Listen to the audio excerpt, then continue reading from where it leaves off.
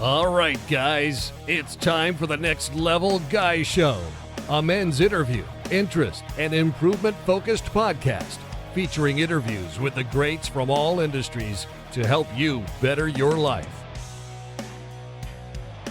Each week, a new episode features an interview with one of the greats, covering all aspects of their story, from life hacks to tips and protocols that have allowed them to live life on the next level.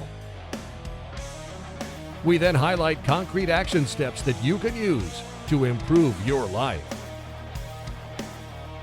And now, your host, Ian Dawson McKay.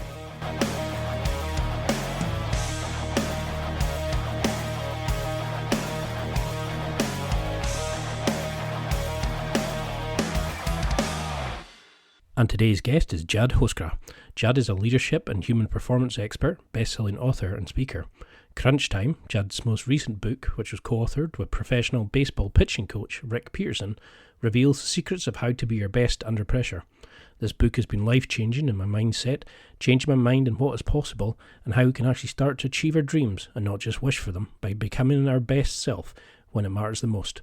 And in this interview, we discuss how to deal with pressurized situations, seeing the opportunities rather than the threats of a situation, his amazing book, Crunch Time, why reframing can be a life-changing skill for you, why you need to train easy to go hard, how you can learn to embrace the chaos, the need for deliberate practice, and so much more. And now, let's get to the interview.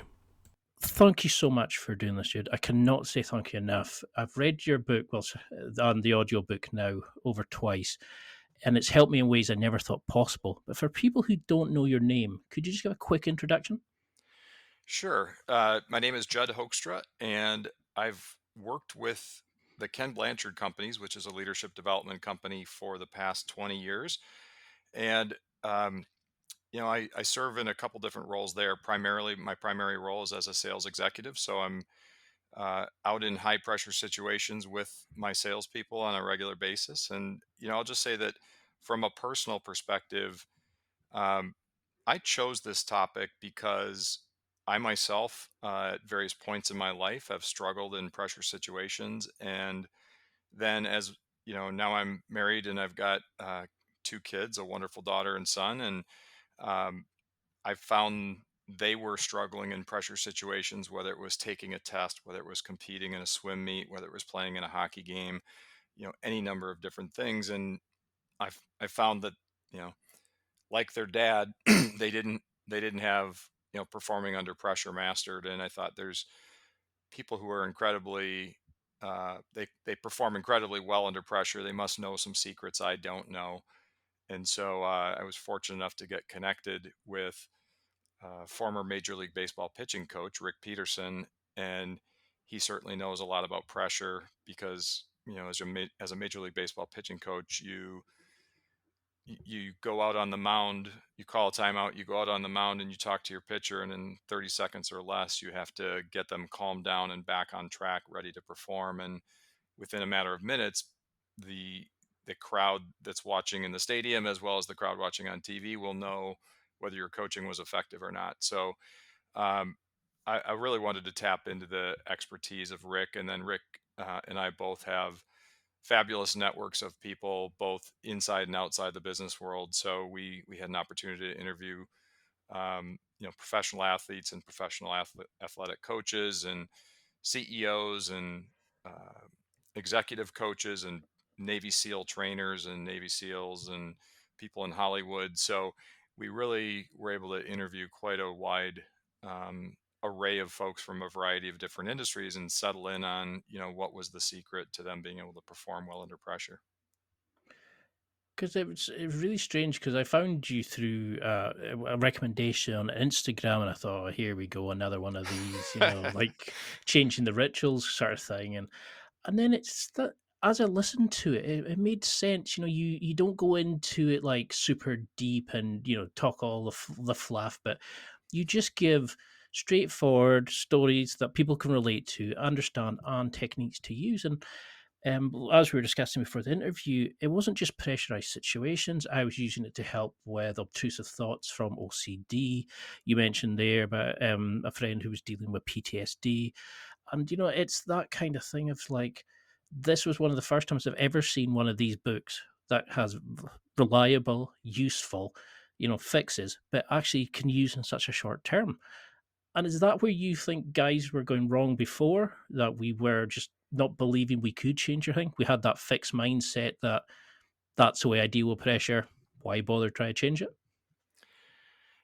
I'll speak for myself and say that I think I went into it thinking that, some people were born with this gift of being calm under pressure, and, wouldn't it be nice to be one of those people? And I realized that very few people are actually gifted with that, that it's a skill, and it's a skill that can be developed. Anybody can develop it. And it's actually quite practical and easy to learn. And so as I got further into it, I thought, gosh, if my 12-year-old son can do it, if my um, sister-in-law singing in the church choir, if this is working for her, if it's working for me, if it's working for average everyday people, in addition to the exemplars that we interviewed, then there's hope for all of us, right? I guess is the conclusion I came to.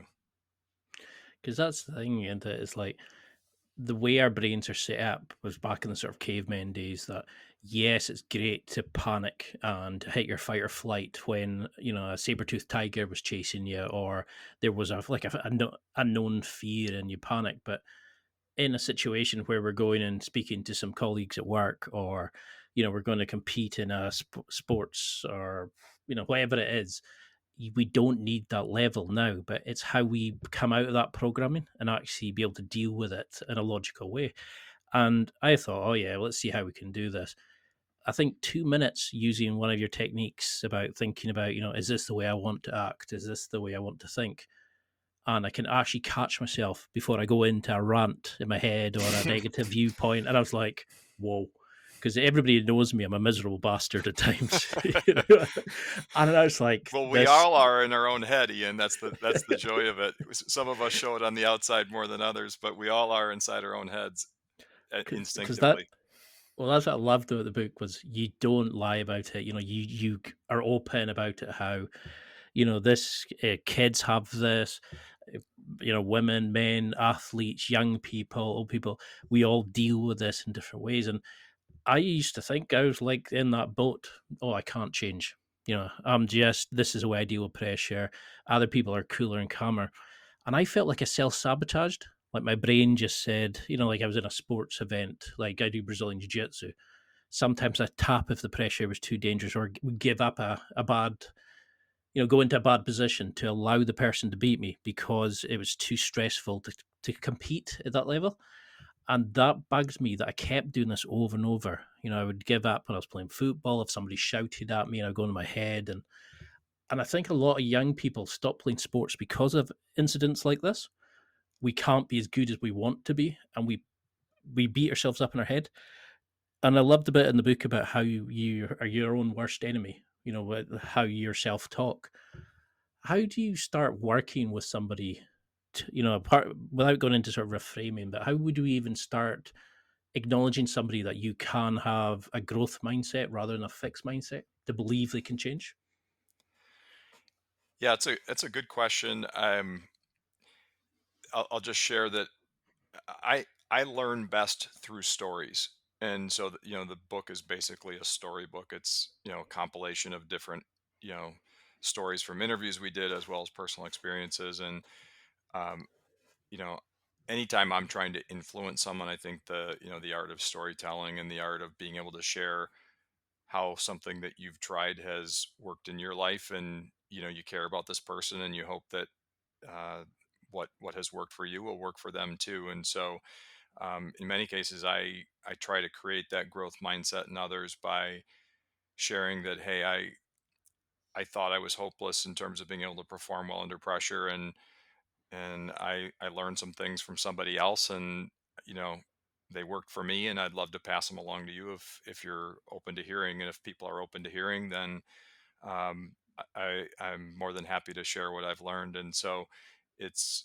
you do have to have someone on the receiving end of it who is at least willing to whether even if they're skeptical, at least willing to listen. And but So I'll leave it up to them. Are you willing to at least listen, even if you're skeptical? I don't mind skeptics at all. I was just, I find myself skeptical in many cases. So, are you willing to listen? And if you are, then I'll share my experience with you. And I can't promise you that it's going to help you, but I can let you know that it's helped me and it's helped others. Because that's definitely, it's like I've read a heap of these, through like doing the podcast and just for my own sort of interest, try and improve. And I felt like, no, I just couldn't seem to find something that I could relate to. And when I got to listening to the audiobook, I actually stopped walking and I had to just listen because it was like you were speaking the truth that I needed to hear.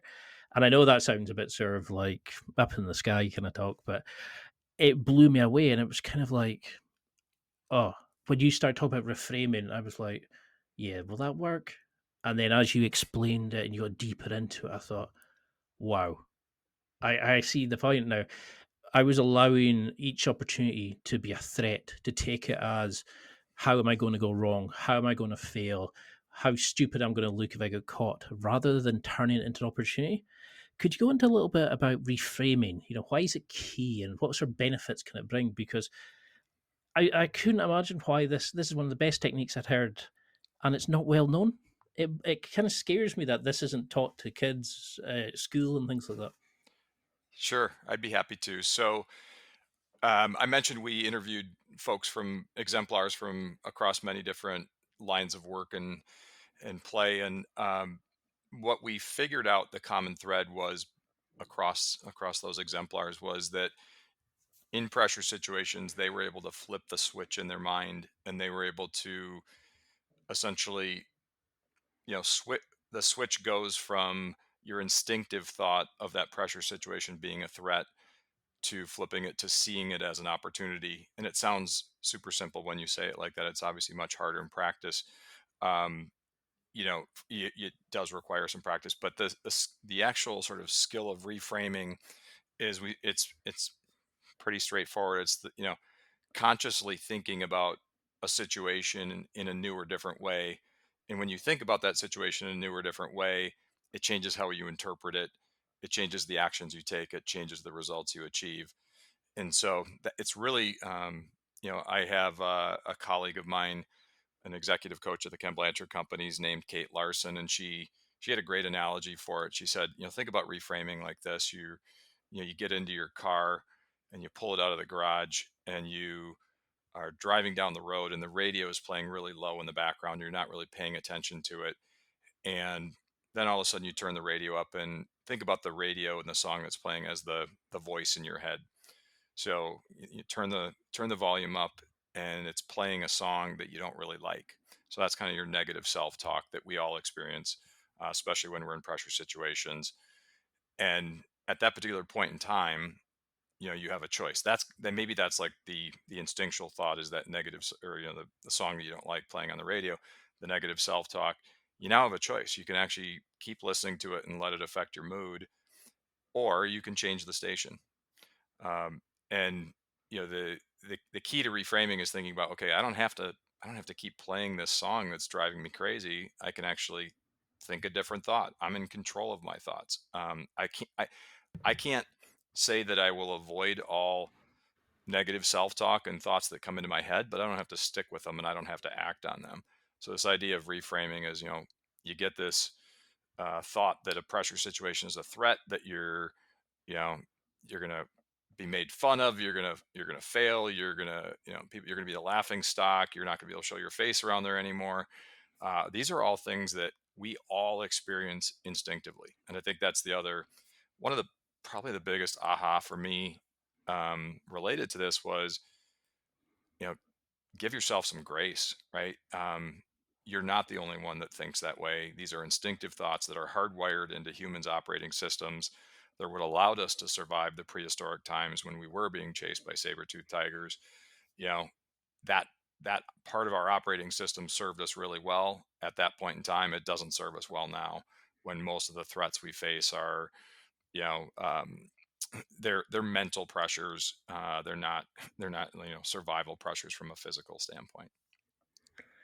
Yeah, that's a really good answer because I remember when I was reading about neuro-linguistic programming and things like that, that you can never kind of get rid of those voices, but you can dampen them down. You can get them to a point where they're not really in the roost. And for example, like I wanted to compete in Brazilian Jiu-Jitsu, and in Scotland we're currently closed with COVID, but I knew I was building up in my head that I was going to do it once we could get back to tournaments. And then I started getting those little doubts, like, oh, you're not as good as the other people, you're out of shape, they're going to beat you up. And before I knew it, I was like, oh, I can't do this, and I liked that about the book was I started using it. I reframed it. This is an opportunity. It's not a threat to be shown up on. This was an opportunity to display my jiu-jitsu. Like I even got like a wee table and put reframe and then opportunity and threat and wrote out detailed notes on it. And what a difference it makes, even if you just do it in your head. Yeah. And it really worked on me to see that there was benefit of it. Even if I did go and get creamed by every opponent, I could still come away with learning more about my jiu-jitsu, overcome the pressure of it, get the experience points from just turning up, overcoming a doubt about myself that I had that I could never achieve something like that. These are all valuable lessons, and it's an amazing tool. Now, what I was interested in it was, can you ever? I know you can never get rid of that caveman voice, but you can get sort of dampen it. But how do we reframe it? Do we do it to a simple point, or can you go overboard with how you reframe it into an opportunity? Do you have to just keep it simple to let it be absorbed into the brain, if that makes sense? Yeah. Well, for myself personally, I do like to try to keep it simple. I am a fairly simple, practical guy, and uh, the more complex the solution, the less likely it is I'm going to implement it. So I can't speak for everybody else on their reframing technique, but mine is to keep it simple. You know, I mentioned a few questions that I ask myself, and these tend to work. You know, in a variety of different situations. I think one of the things that happens is how do we sort of escape our own mind and fly up above and take a look at the situation from 30,000 foot view and almost even laugh at ourselves at how we're thinking about it on the ground level. But the questions that I like to ask myself, and these are pretty darn simple, is I think about somebody that I you know really respect or revere, and I think about what would this person do in that situation. And you know whether it's a colleague of mine says she really looks up to Winston Churchill, and every time she's in one of these situations she says, well, what would Winston Churchill do in this situation? He certainly wouldn't you know panic, or he certainly wouldn't choose a terrible response. So if I think about it from what he would do, then I'm more likely to do something like that. It could be obviously anybody that you revere, whether it's living or dead. The other thing that I ask myself, being a parent, is I'll say, what would I tell my kids to do in this situation? Because I tend to find myself pretty grounded and rational, and the advice I give my kids is, I'd like to think, pretty sound. Whereas I don't, my instinctual reaction wouldn't be to necessarily do the same things that I would recommend to my kids. So, hey, if I'm recommending this to my kids, why wouldn't I do it myself? That's another easy question. The other one, um, what would I do if I wasn't afraid? So you mentioned getting back into jujitsu, and you had fear, worry, and doubt going through your mind. We call those the deadly trio of demotivators. I asked the question, what would I do if I wasn't afraid? And this is a big one for, I'll just say, we all have fears, but there's some people that fear things worse than others. And if you could wipe the slate clean of all that fear and just say, what would I do if I didn't have all this? And then, you know 99% of what we fear doesn't ever come true anyway. So take action on what you would do if you weren't afraid. And that those are just little. I think they're quite simple questions to ask, and just three of them, and right there, you've already started changing how you're thinking about the situation from sort of that initial instinctual reaction that doesn't help you very much. No, I really like that. I mean, I like that kind of. I've seen it mentioned where people say, act as if or fake it till you make it kind of thing. And, I think there's a Paul McKenna technique where he talks about seeing the version of you want to be and then you walk into it, like you close your eyes and you pretend you walk into that version of you, and then you take over them and use that version that's meant to give you more confidence and things like that. And it does work to an extent, but I find we have to use examples of people we want to imitate, and it's like I really like that whole philosophy. And I was kind of looking and going, right, where am I looking as threats? Oh, my inbox is full at work. Oh, I'm going to get caught out for being lazy and not good enough at my job. Oh, the opportunity. I can actually organize this better, produce systems to go in and create and make it easier. And I thought it really kind of makes you smile and feel less pressure just in those situations. But I was wondering how you would do it with, everybody watching, like a crowd there in the real time when, like you have like in the baseball story with Izzy, where there's thousands of fans shouting hate at you, you're playing badly, and then you said Rick just walked up, told a bit of a funny joke, and it kind of switched it over. Why does humor have such an impact on our performance? How can it let us snap out of this programming that we just run off in the back of our head without realizing, to actually being able to step up and act as we want to? Yeah, I think what I learned was that that laughing and humor actually changes the chemistry in your body to the favorable. So when you're in a pressure situation, your body is likely flooded with the stress hormone cortisol, and that that essentially hurts your thinking. It sort of you are stuck in your caveman brain at that particular stage of the situation. And what laughter does is it actually releases dopamine, which is a endorphin. That it's the same type of chemical that you get if you get a runner's high, or some athletic performance high. That it just sort of opens you up to think differently. And actually, there's proof that your mind is much more open to learning something and hearing something once you've laughed. Um, Comedians know this, and use it to their advantage. And so humor is a huge part of it. And I actually, you know, keep a list of I'll have stand up comedy on my iPhone, at the ready. If I'm driving to a meeting that is a high pressure situation, I'll be listening to stand up comedy, just literally to get my body chemistry in the spot that I'm so relaxed and laughing and sort of clear headed, um, that it, feels like I don't have a care in the world, even though it is a high pressure situation. So I think we have in the modern world with iPhones, with access to just about anything at any time, anywhere. There's really no excuse not to tap into some of those tools. And other tools in addition to the use of humor would just be, if you perform really well, like when after you get done performing really well, take a voice memo or jot down your thoughts and say, what was it about that performance that I loved? How did I feel after it? And bring yourself back to that place by reviewing those notes, or your voice memo, whatever it might be. So I think people, maybe it sounds corny, but we've got the tools right at our disposal. We might as well use them. It's time for a quick break. There are millions of potential products to buy, so how do you know which ones are worth your hard-earned money? Simple.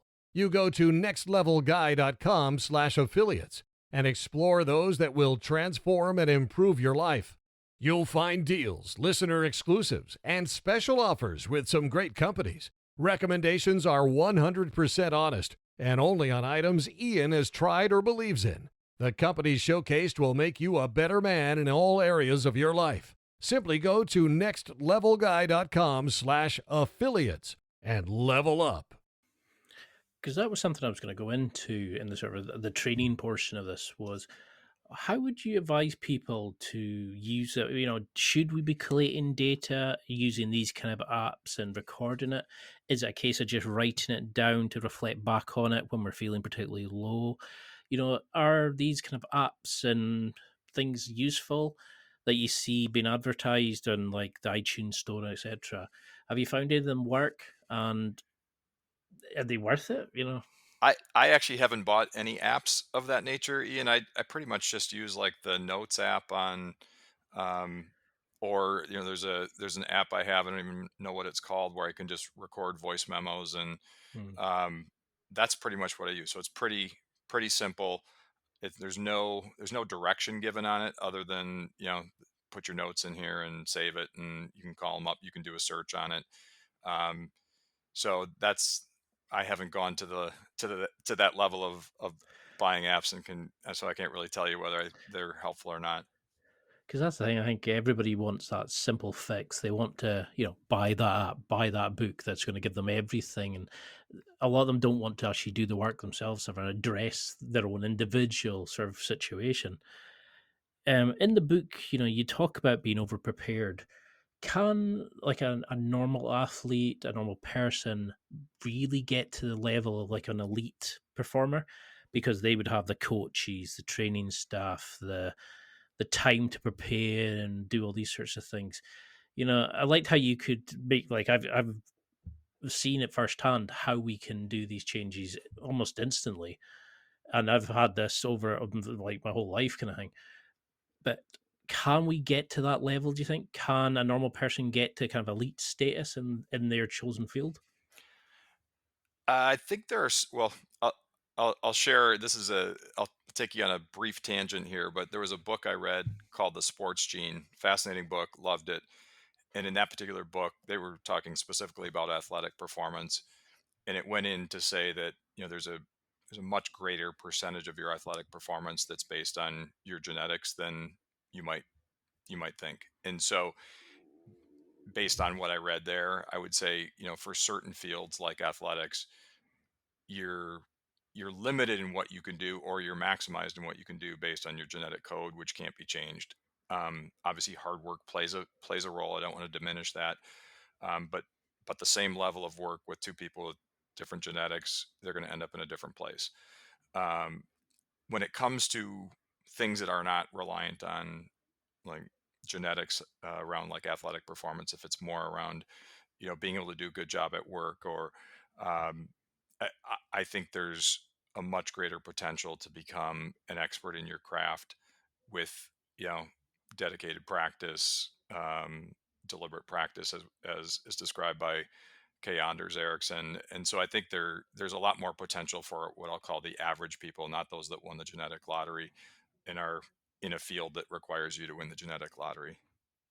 Because that's something I do notice, like in a lot of these kind of lower level sports, like jiu-jitsu, football, whatever it is. There's always that couple of players who have the physical gifts. They're always like the stronger, faster, or better talented, and they've been allowed to kind of just nurture their gifts in ways that maybe other people don't because they've got jobs, kids, whatever it is.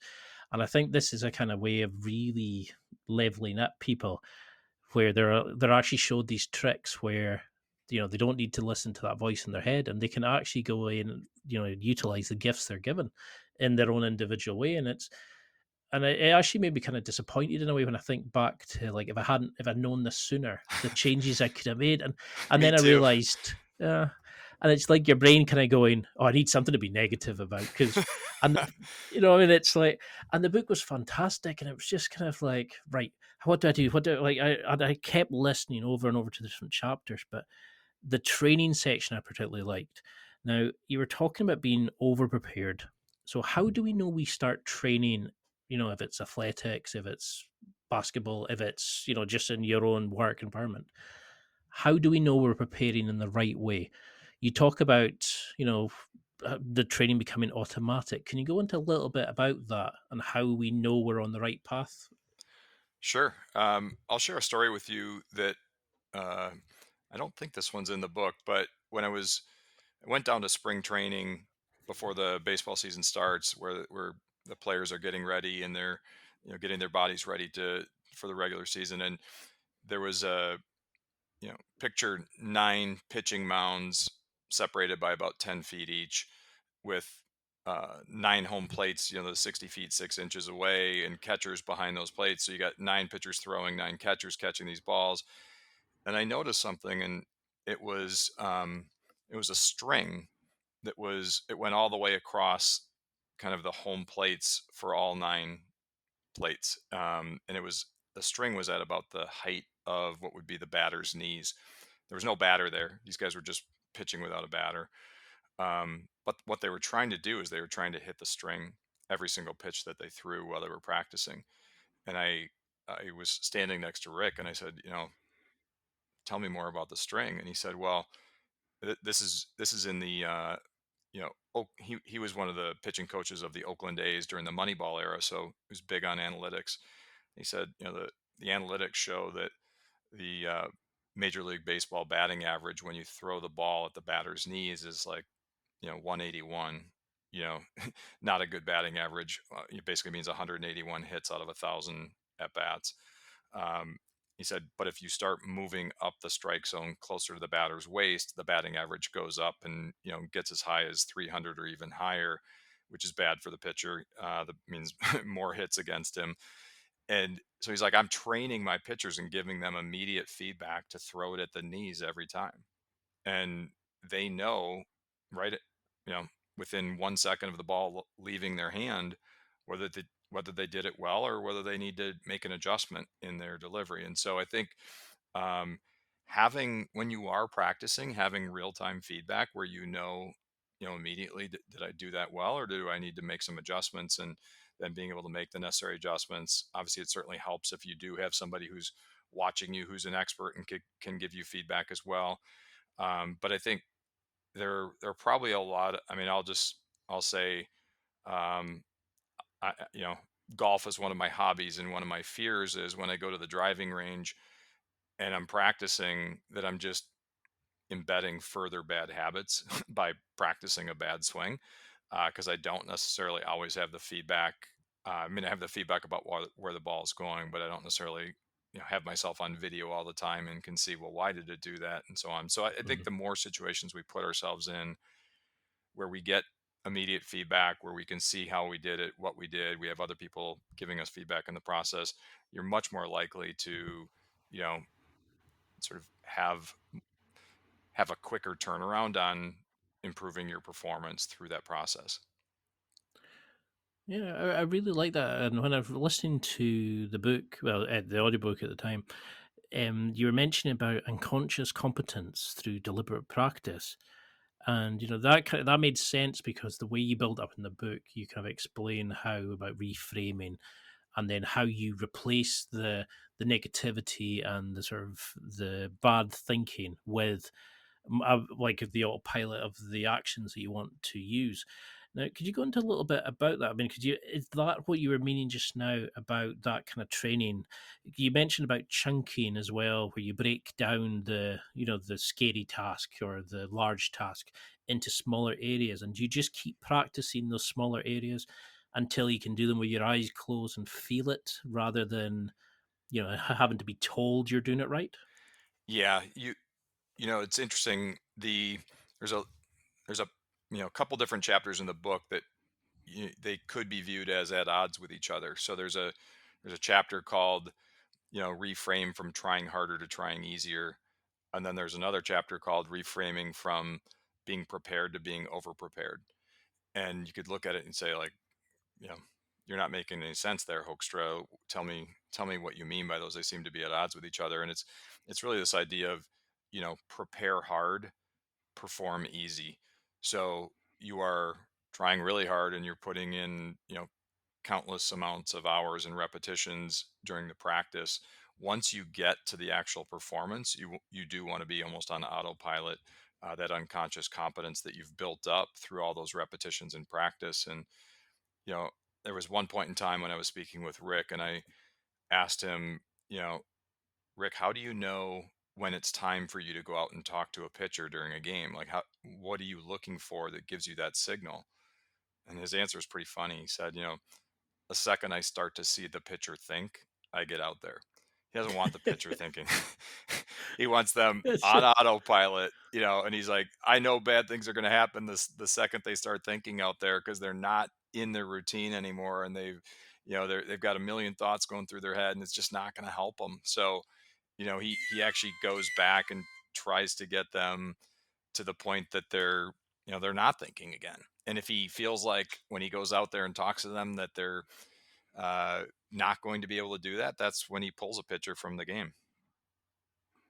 Yeah, it's true. I mean, I can think of times I've been training, and you just go into autopilot, and you're just going through the motions, repetitive, and sometimes you're doing things perfect, and then the second you think about where your arm had been, or somebody makes a comment, you can switch out of it, and you're like, you can't get back into that rhythm. As soon as your brain starts thinking, it's almost sometimes like, okay, stop, take a break, go back into it.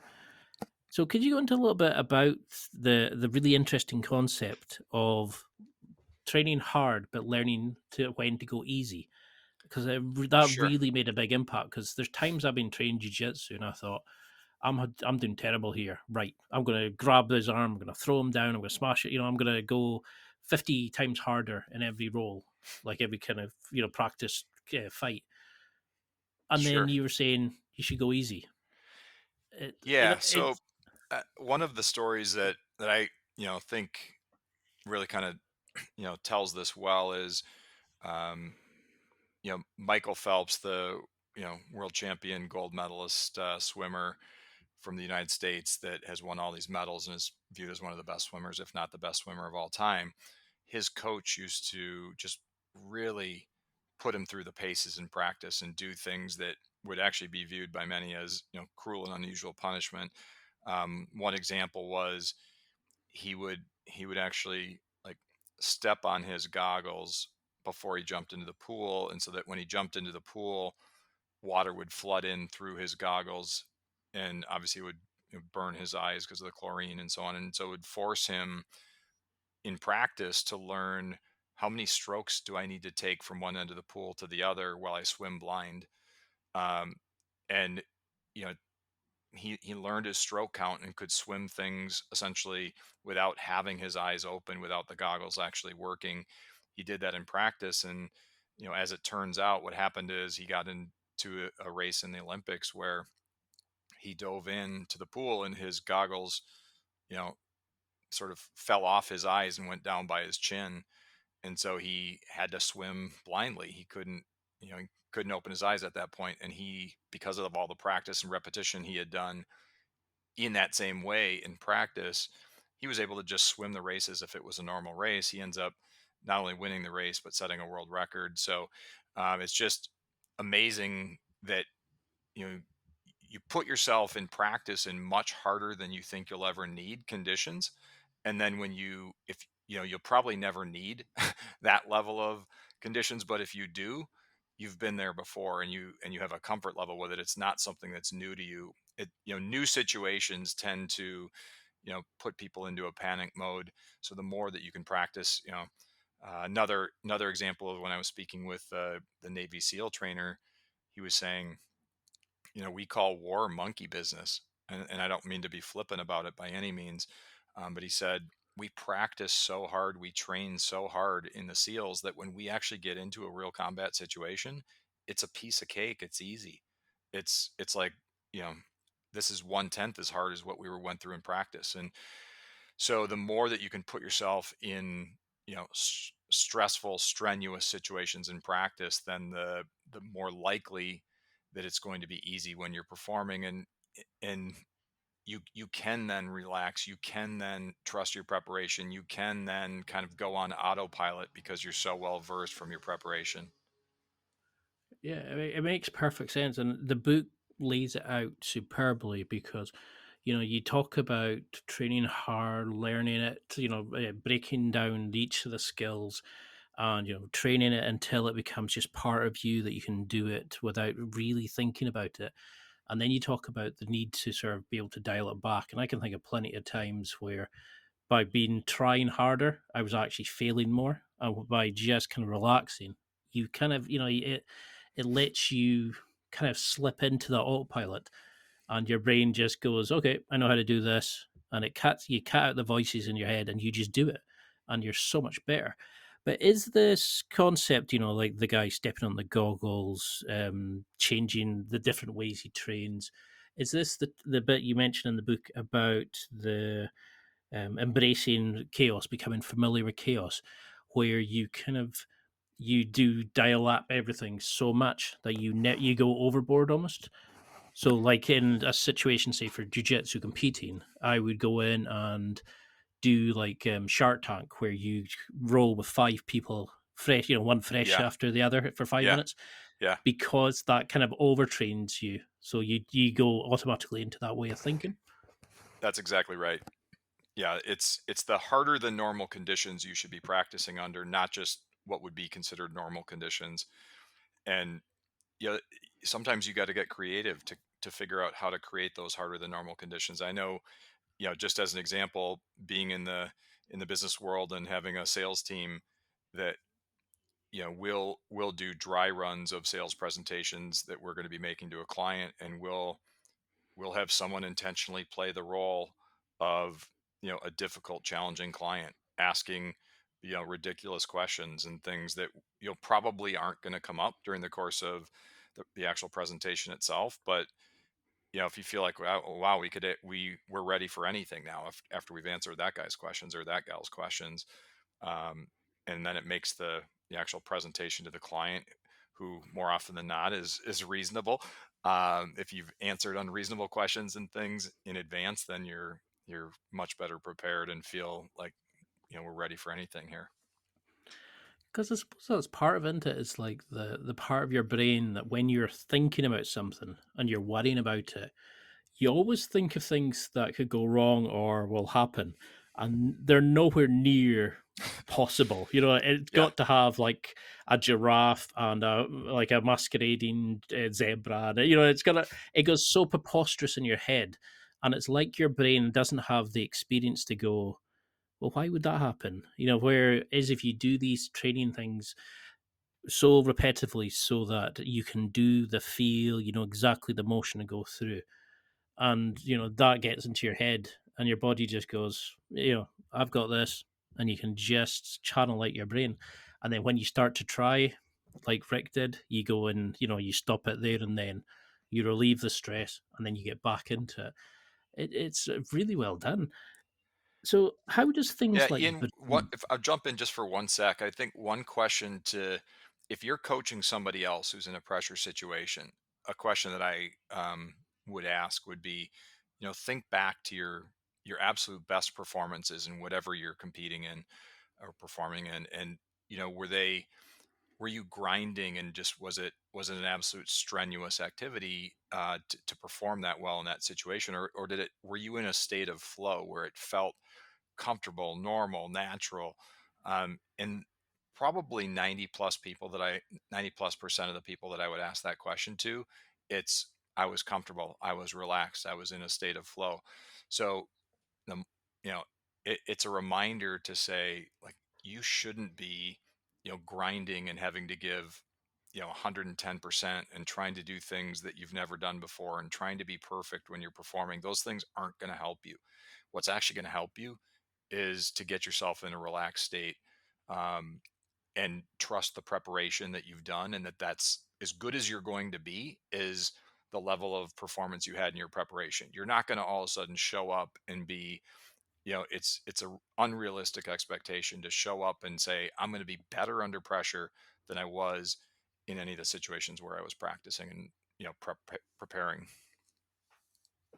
I really like that, because there's so many things in the book that I was thinking, well, I'll ask about this. What about this? And I found it really difficult to sort of to get general questions, because there's so many areas you could go into and really go in, really dive deep in. So why does things like breathing come into account here? Do you find these other techniques like visualization, journaling, these sorts of things, apart from writing down, where you've been successful previously, do any of these other things really have an effect that you found compared to the techniques in the book? Yeah, I think they all play together. I think the things you just mentioned are very helpful as well. Um, it, if you think about breathing, breathing is, what you're really what you're ultimately trying to do is you're trying to get the chemistry in your body working for you instead of against you. And breathing is another one of those things that sort of, slows your heart rate down. It gets your sort of puts you into mental processing mode of being able to use the frontal lobe of your brain that's for higher level thinking rather than the reptilian part of your brain, which is just sort of that caveman uh, reactionary fight, flight, or freeze type of response. And so the things you mentioned, whether it's breathing, even getting more rest, we all know how important that is in stressful situations to be well rested. So all those things help. And I'll never say that there's you know a silver bullet that you know sort of trumps everything else. I think they all work together. They're complementary. Something I'd like to do, like after, say, like events I've been to or things I've done and stuff, is you kind of reflect back and look at it and maybe write some notes and sort of gauge how things could have gone better, what I did well, etc. How do you? Is there a way to log how you deal with pressure? Do you? Is there a way to kind of say look at it and use it for reference points so you can catch it, so you know when you're about to go into a bad situation or when things are escalating, or or to use it as a reference point so you can deal with the next pressure situation better by using the last. Does our brain, or have you found any evidence of this, record it and use it as a sort of sounding board for the next one? I think it does from my experience. And one of the things that the reality is, even with even with all the best intentions and preparation, so on, you're still not always going to be performing at your best under pressure in 100% of situations. So the situations where you're something less than perfect, which is almost all the time, it just depends on how much less than perfect. I think that the the thing I think about is what would I do different if I was to do it next time, and to capture that, and it almost rewires your brain to say that you actually did do that, right? So if you think about your performance and you say, when I was giving that sales presentation, I said this, in a more influential way of saying it would have been to say this. You've actually, in my mind, already started preparing for your next sales presentation. You've already wired it into your brain that that's what you will do the next time, even though you didn't do it this time. So could you give an example of, like, say a sales presentation? Is there somebody that you've worked with who has really kind of exemplified the teachings in the book? Is there somebody that you've seen who's been terrible with pressure, being able to deal with it? Is there an example you could give? Because I'm always wary that I go sometimes too much into Brazilian Jiu Jitsu, the athlete stuff. So I always like to make sure I cover the non, Sure. like, non athletic performance style of things. Yeah, I mean, I can actually give a couple examples from my own family. So when we were drafting the book, I shared a copy, an early version of it, with my sister-in-law and asked for her feedback. And she read the book and she came back to me and said, you know, maybe a month later after I'd given it to her, and this was right around Christmas time, and she said, I'm so glad you gave me this book," and said, "Well, thanks, I appreciate it. What did you find useful?" And she said, "Well, the the choir director in the church choir had asked her to sing a solo over the Christmas holiday, and she was super nervous and didn't want to do it. And she said, why would he want me to sing a solo?" And her natural inclination was to say no and to run away from that as fast as she could. And she, she reframed that scenario from it being a threat to singing a solo in the church choir at Christmas time to an opportunity. Like, he wouldn't have chosen me to sing a solo if he didn't think that I had a good voice. He's not going to put me out there to set me up for failure. He Hmm. wants me to shine. He trusts that I have a great voice. And so she decided, against her initial reaction, to actually go forward and to sing the solo. And she said, it's one of the most rewarding things I've done in years. And I wouldn't have done it if I wasn't able to reframe. So that's one, sort of personal example that happened just even before the book was even published. And then there's a story in the book as well about my son that um, He was in hockey tryouts, and he's now seven. You know, he's actually 18 years old now. He was 12 at the time, but the you know, he was trying out for a hockey club that he had never or that he had skated with these kids over the summer, but it was a new club and it was more competitive than the team he had played on the previous year, so it was going to be more difficult to make the team. And there's about 50 kids going out for the team and only 18 spots, and we get to tryouts on the first night, and there's, a registration table, and there's two sets of jerseys there, and there's you know some black jerseys with numbers on the back and some white jerseys with numbers on the back, and they give him a white jersey with a number on the back so that the coach knows who he is as he's doing his ratings and evaluations. And my wife and I come into the arena and we sit down, and as the kids start coming onto the ice to warm up before they're going to scrimmage, you realize, like, wow, most of the kids, and I had seen a bunch of their practices over the summer, most of the kids that are shoe-ins to make the team are wearing black jerseys. And Cole, my son, is wearing a white jersey. Oh no, like, this isn't good, right? He looks Hmm. like he's potentially not going to be on the team, or he's going to get cut, or he's this and that. And of course, my caveman took over, my wife's caveman took over. My wife says to me, why did we even have him try out for this team? Like, why don't we just take him back to the team he played for last year? And um, I said, well, wait a second here. Like, this is what I've been studying for the last, 3 years, is a perfect opportunity to reframe. We're feeling threatened that our son is going to get, mentally hurt by getting cut from this team. What's another way of thinking about this? And I had actually coached, numerous youth athletic teams. And I said, the coach is probably trying to figure out, which are the kids that are on the bubble of making the team, that can compete against the best kids, the kids that are already shoe-ins for the team. Who can handle that pressure? Who can handle that skill level?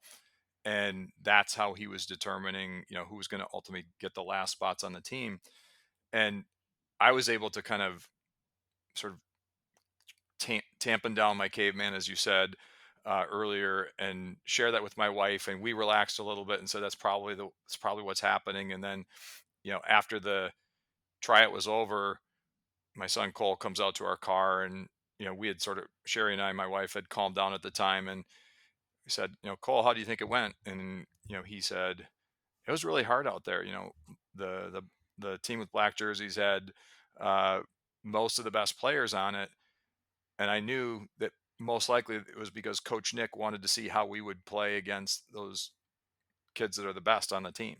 And I didn't play perfectly, but I played pretty well. I'm happy with how I played. I was able to show my skills. And long story short is that, or short story long, is that he ended up making the team, and their team ended up having a fabulous season. They went on to win the state high school hockey, or the state tournament, for the age group that he was in. And without him being able to reframe himself on the bench during tryouts in a stressful situation as a 12-year-old, he may not have made that team. He may not have had that great experience, and our family wouldn't have had the great experience. And so those are just a couple personal examples of, you know, um, a variety of different contexts that this can be used in. And, you know, I've talked to friends of mine whose kids struggle with taking tests, and strategies to use the reframing as you're going into a test. And so it literally can apply across any and every pressure situation you find yourself in. I did love that story when I read it. When I heard it in the book, I was like, it really hit home how teaching them young can make such a difference in a child's life, rather than letting everybody think, oh, I can't do anything about this. I'm just never going to be good at tests. And then you start believing that you're not good enough, and the negative benefits that can bring to a child's life. And it's fantastic to speak to you and have the opportunity to go into this book. I mean, I'd love to do a round two where we kind of go into it deeper, and there's so much to cover, but I'm aware of the time. But so, how should we look at pressure and dealing with it? What would you say is a sort of general takeaway message for people? Yeah, if I had, the headline of the book is to reframe pressure situations from your instinctual thought of it being a threat to seeing that pressure situation as an opportunity. And obviously there's lots of flavors and different ways to do that, but that's really the headline, threat to opportunity. And so if you find yourself in a pressure situation, ask yourself the question, what's my opportunity? And that's the start of, you know, getting out of the caveman part of your brain and getting into the part of your brain that's actually going to help you. Well, the book is definitely going to be something I give to everybody else, as a gift, to my nephews, my niece, even just to friends in jiu-jitsu and training who are struggling with that sort of mental capacity. But how could people, find you, get the website, perfect time for a sales pitch for the book as well? Yeah, I've got a lot of free resources on my website, which is JuddHoekstra.com. It's JuddHoekstra.com. And if you do /resources, there's a whole bunch of, whether it be, uh, you know, short videos or podcasts or, blog articles, whatever your sort of medium of choice is, uh, you know, please go out there and tap into those. And if you want to look me up on LinkedIn, feel free to do that as well. I'm more than happy to connect with folks, or Twitter. It's at JuddHoek.com, JuddHoek for Twitter.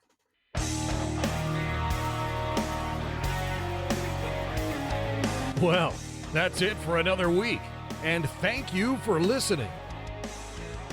It's now time to take what you've learned and use it to develop and enhance your life with the key points mentioned. Listen, try it, embrace it, use it, and crush it. Now's your time to hit that next level in your life. If you liked this episode, then please leave a comment on the show notes or a review of the show on your podcast platform. Everything helps evolve the show. Until next week, keep seeking the next level in your life.